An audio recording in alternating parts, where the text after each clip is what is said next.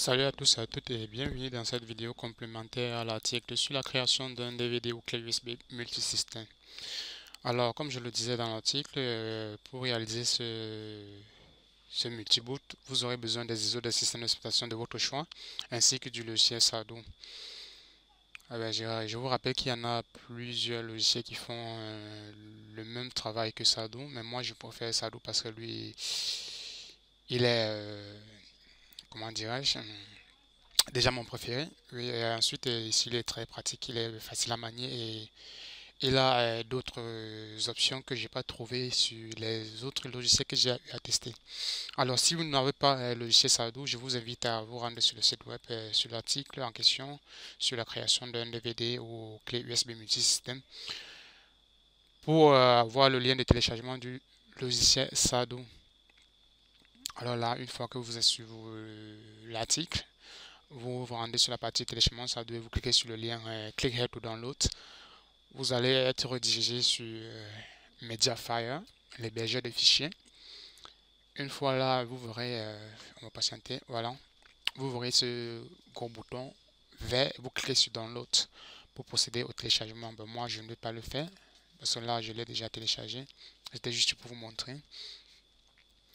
Comme je le disais, le nécessaire, les ISO de système d'exploitation de votre choix. Dans cet exemple, je vais choisir Windows XP et Windows 7 de la famille Microsoft ainsi que de Ubuntu de la famille Linux. Vous aurez besoin d'une clé USB ou DVD, ça dépend de votre choix, d'une grande capacité minimum 4 Go. Ça dépendra aussi du nombre de systèmes d'exploitation que vous souhaiterez avoir en multiboot. Donc, comme je l'ai dit, du logiciel Sado. Et je vous conseille, puisque là j'ai dit la suite de la vidéo, du tutoriel dans la vidéo, cette vidéo que je suis actuellement en train de réaliser, et je vous invite à la regarder en HD pour avoir une bonne visibilité des écrits. Parce que là en 360, je me suis rendu compte que c'est pas très lisible du tout. Donc, je vous invite à mettre en HD, de préférence dans 720p. Je vais réduire ça à procéder par l'extraction du logiciel Sado que je vais extraire de mon bureau. Une fois extrait, je vais procéder à l'installation.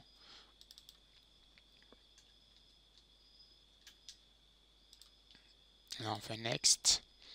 On laisse le chemin d'installation par défaut. On fait Next. Et là, je tenais à vous rappeler, depuis sa version actuelle, la 3.0, le logiciel exige maintenant une licence pour pouvoir l'utiliser. Parce que là, je me suis rendu compte que on n'avait plus la possibilité de l'utiliser, en fait, de l'utiliser en tant que, en étant connecté. Donc, si vous voulez utiliser le logiciel en version d'évaluation, il va falloir que vous coupez Internet parce que une fois que vous exécutez le logiciel et qu'il constate que vous êtes connecté à Internet, il va vous exiger d'avoir une licence pour pouvoir l'utiliser. C'est un peu le hic que j'ai rencontré lors de mes tests sur cette version, la 3.0. Par contre, pour ceux qui me suivent sur YouTube, j'ai, je crois que c'est en 2002, quand j'avais encore mon forum, 2002-2013, faire une vidéo portant toujours sur la création d'un DVD ou clé USB multisystème avec la version 2.0. Et cette version était vraiment très simple et moins gourmand en ressources et elle n'exigeait pas de licence. Bien vrai qu'il y avait une option permettant d'acheter le logiciel, mais nous avons là aussi la possibilité de l'utiliser en version d'évaluation sans toutefois être perturbé. Par contre, cette version 3.0, elle est très bien, mais le X c'est que elle est gourmand en ressources. Donc, je vous préviens pour ceux qui vont exécuter ce tutoriel. Si vous souhaitez créer, avoir plus de 3 systèmes d'exploitation, parce que dans cette vidéo, je ne fais qu'avec 3 systèmes d'exploitation, il va falloir que vous ayez une machine un peu puissante. Parce que là, je vous rappelle, je vous mets en garde, elle est vraiment gourmande en ressources. C'est la raison pour laquelle je n'ai même pas voulu mettre plus de 3 systèmes d'exploitation dans cet exemple. Parce que là, on va passer de, disons, 20 à 30 minutes à 1 heure, 2 heures de temps, voire 3 heures pour la création. Et comme je vous disais, le logiciel, il est déjà préactivé. Comme vous pouvez le constater à l'écran, il y a déjà un user qui est intégré et un serial. Donc c'est une version que j'ai trouvée sur Internet, elle n'est pas de moi. J'ai trouvé sur Internet dans un site là à la recherche puisque les versions que j'ai téléchargées via le site officiel, j'avais des difficultés parce que pour l'utiliser, il fallait que je déconnecte ma machine d'Internet. Une raison de plus pour passer via mon site pour avoir le logiciel parce que là il est déjà préactivé et vous n'allez débourser aucun centime. Donc là on continue à l'installation, on clique sur Next et Install. Là je valide par oui et je patiente pendant que le logiciel s'installe.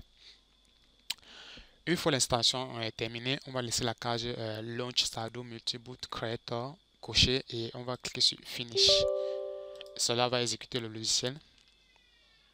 Alors déjà, j'ai plus besoin de celui-ci. Voilà la nouvelle interface de la version 3.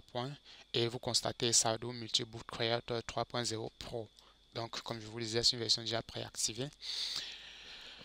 Son interface est, comme la plupart des logiciels, constituée d'un menu, des outils et de ce tableau que vous pouvez constater.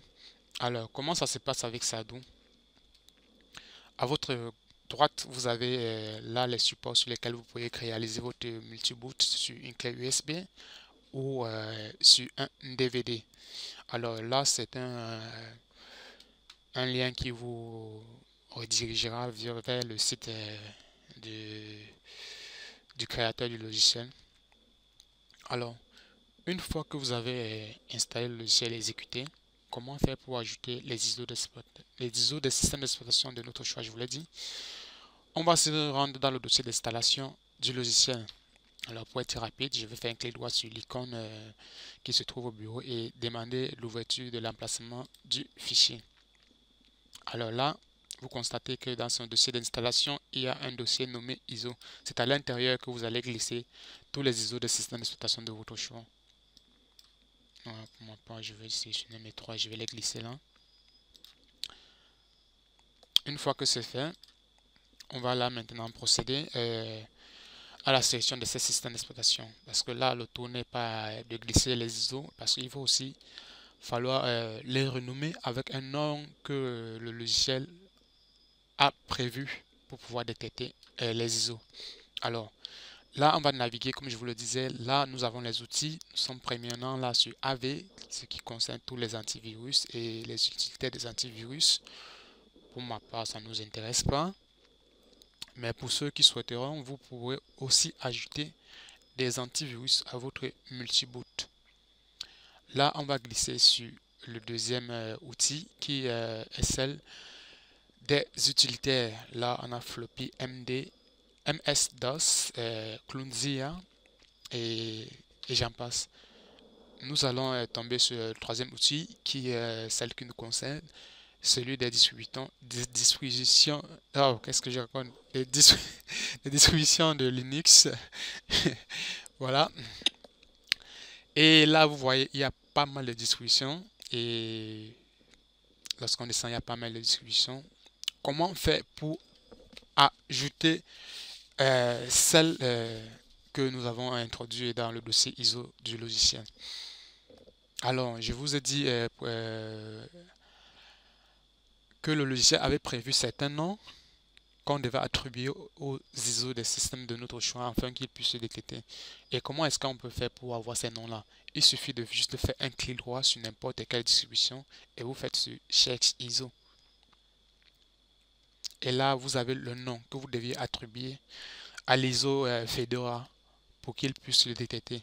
Donc, on va le faire avec un ISO que nous avons choisi. Je vais sélectionner Ubuntu. Voilà, Ubuntu, je fais un clic droit et je fais Check ISO. Et là, vous copiez tout ça, tout ce nom.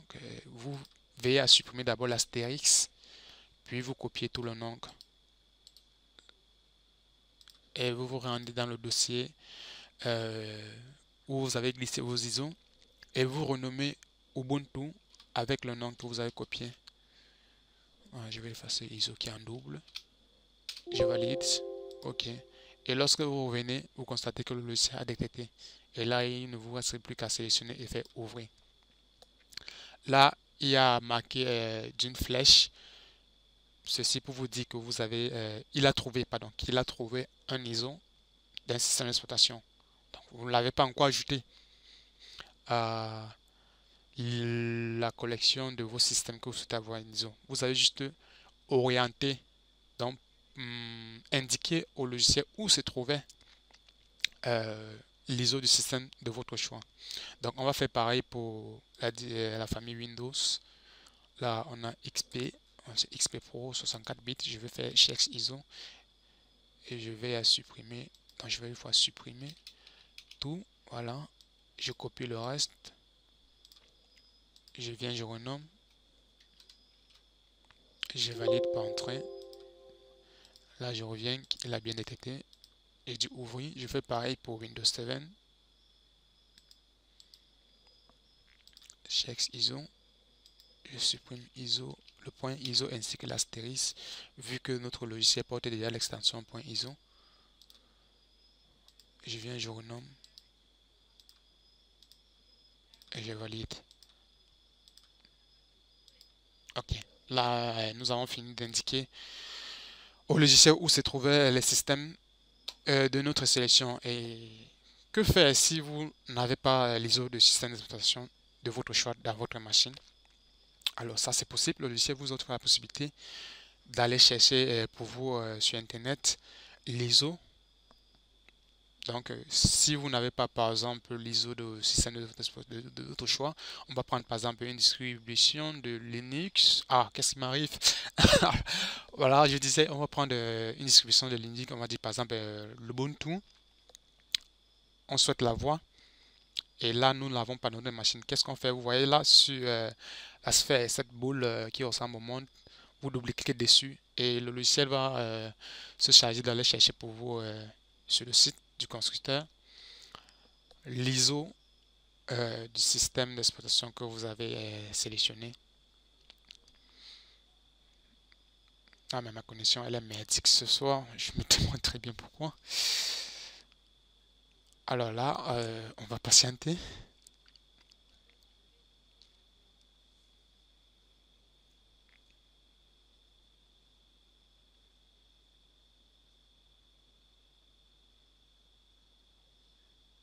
Oh, ça traîne vraiment.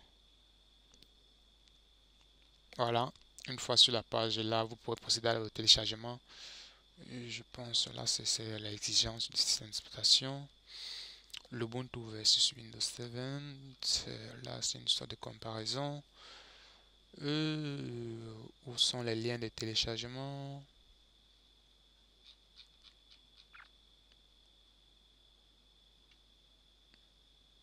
Je pense l'Ubuntu. Là, on va procéder à l'Ubuntu.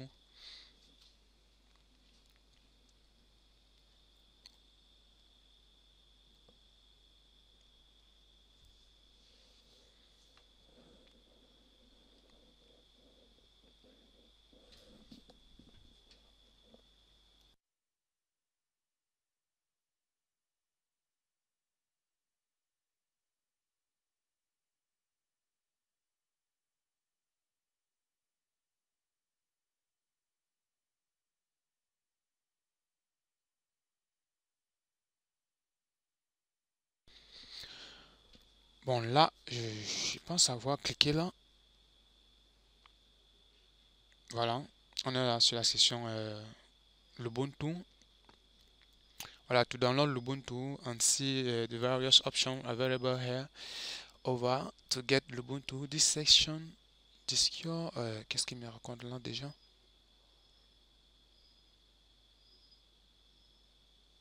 Voilà, attends, je clique sur Get Ubuntu.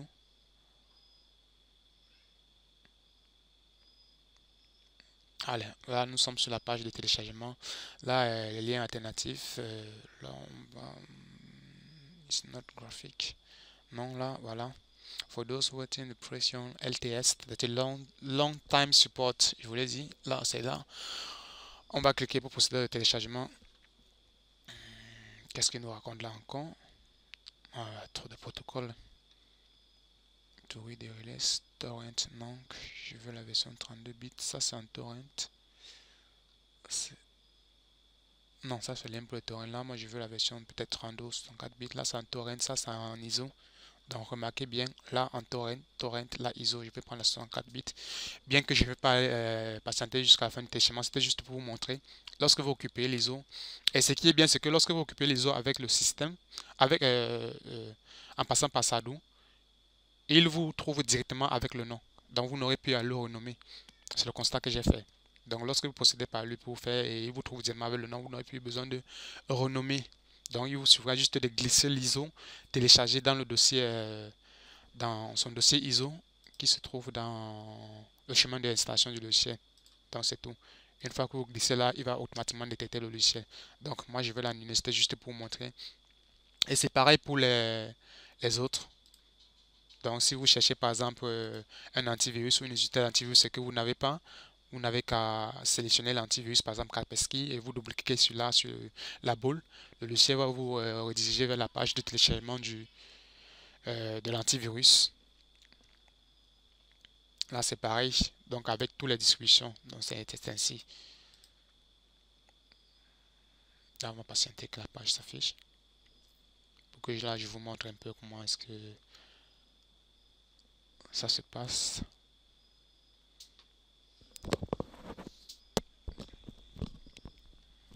Ah là, ma connexion est vraiment merdique aujourd'hui.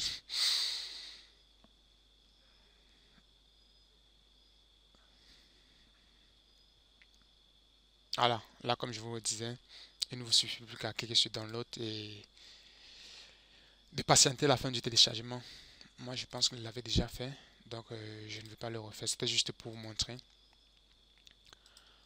Donc là, ça a été, et je reviens là, vous constatez à votre gauche, vous avez déjà la capacité que fera votre DVD ou clé USB multisystème. Donc là, nous avons juste, je vous le disais, que nous avons juste indiqué au logiciel où se trouvait les ISO des systèmes d'exploitation de nos choix. Maintenant, pour ajouter ces ISO à notre futur clé USB ou DVD multisystème, il suffit de cocher. Là, nous cochons que. Et là, il y a une boîte de dialogue nous disant Do you want to add persistence file to Ubuntu Desktop? Alors, je vous explique. Vous savez qu'avec les distributions Linux, il est possible de démarrer le système d'exploitation sans toutefois l'installer. Ça s'appelle du live boot. Et ce message dit ceci parce que lorsque vous démarrez un live sans l'installer dans votre machine et que vous naviguez sur Internet, vous avez la possibilité de faire des recherches, d'enregistrer des choses dans votre machine. Une fois que vous éteignez la machine, toutes ces choses-là disparaissent. Donc ça fonctionne un peu comme avec de la RAM, comme la mémoire vive, la RAM. En fait, vous savez, tout ce qui est stocké dans la RAM, une fois que la machine est éteinte, toutes ces données sont perdues. C'est le même processus parce que lorsque vous démarrez la machine en live boot, en live, le live c'est de Linux, je vous l'ai dit, tout ce que vous faites est stocké dans la mémoire vive.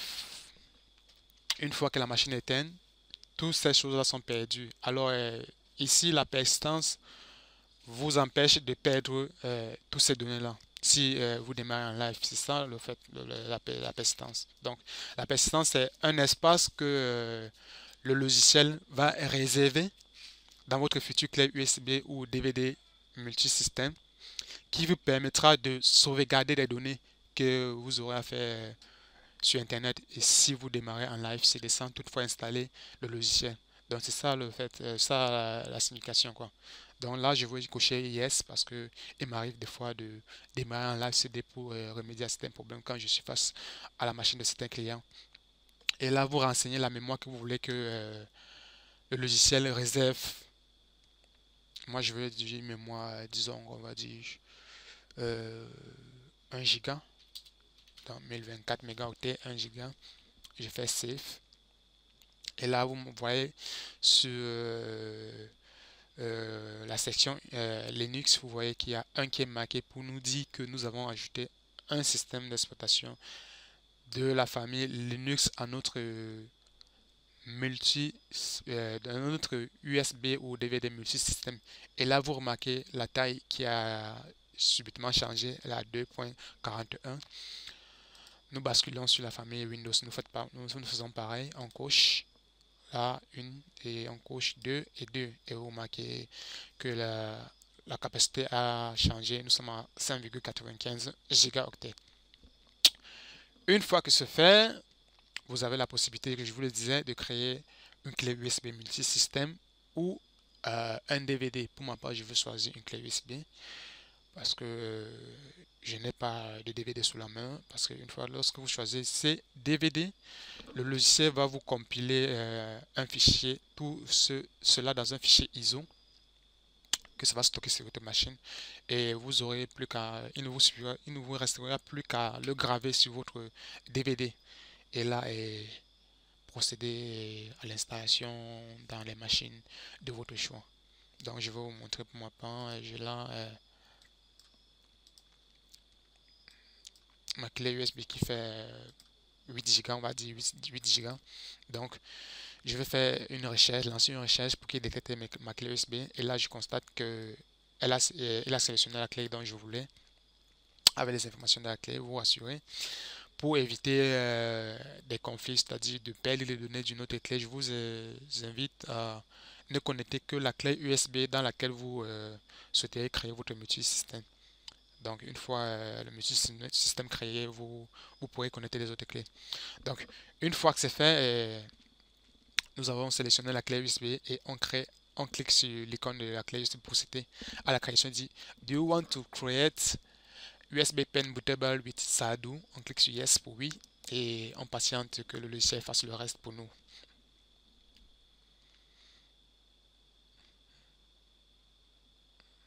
Donc là, ça procède.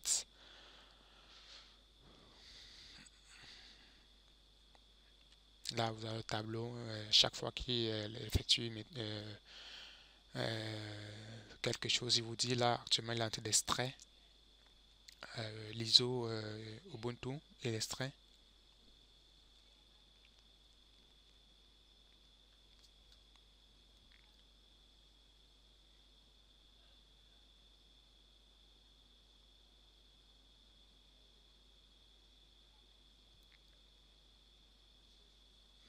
Donc, il ne nous reste plus qu'à patienter. Je vous le disais, plus vous avez des ISO, plus vous avez des systèmes d'exploitation, plus ça mettra long. La preuve, vous verrez qu'avec les trois systèmes que j'ai sélectionnés, vous verrez le temps que ça fera.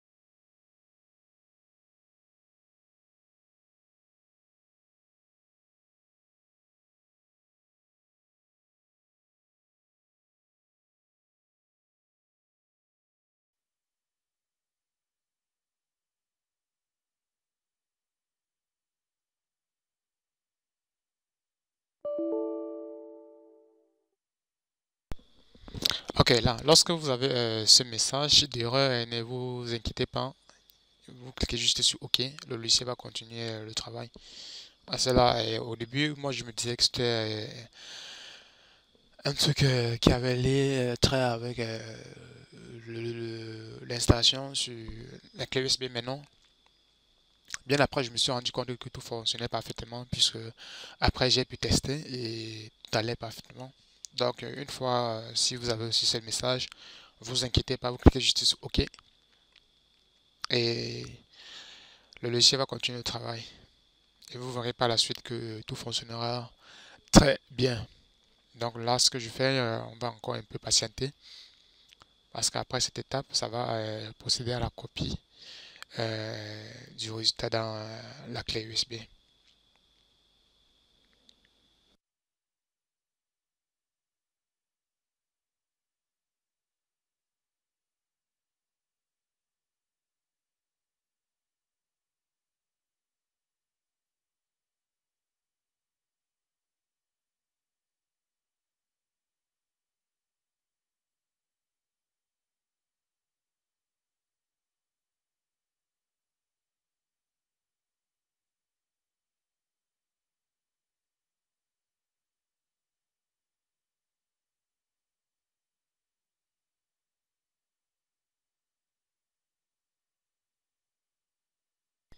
Voilà, comme je vous le disais, il est actuellement en train de créer le menu de l'interface. Voilà. Ok, là maintenant, il est en train de tout copier dans notre clé USB. On en a encore pour environ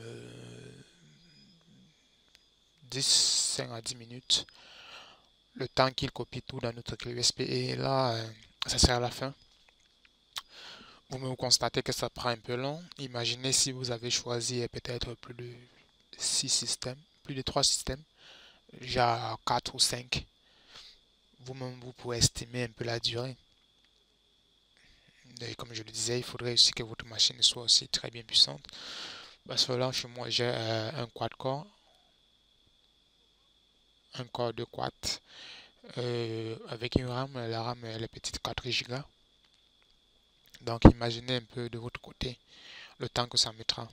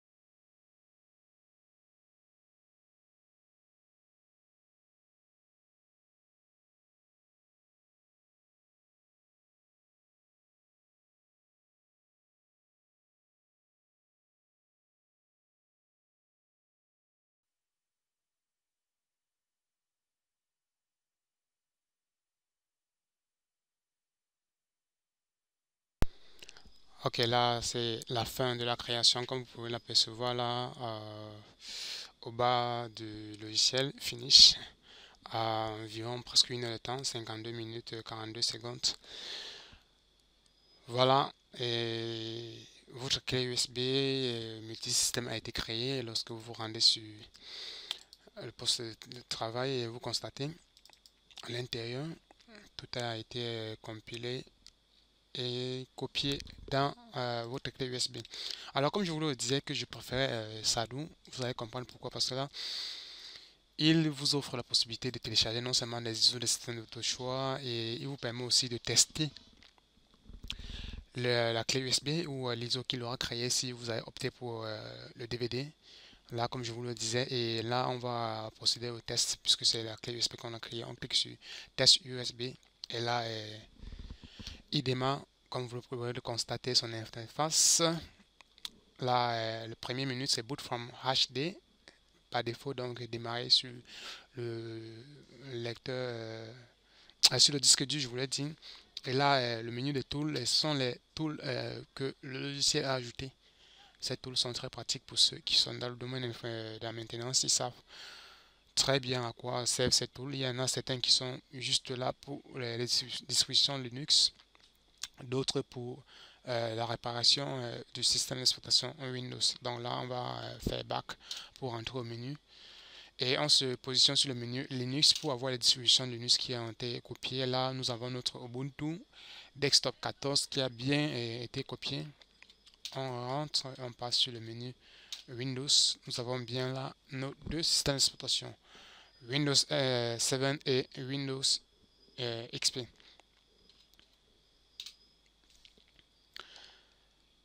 Là, si je simule, comme vous pouvez le constater, je simule un peu l'installation de Windows XP pour vous constater qu'il nous demande de lancer la première partie de l'installation ou la deuxième partie. La deuxième partie que vous connaissez très bien. La première qui est la copie des fichiers système et la deuxième qui est l'installation proprement dit et la configuration. Ah,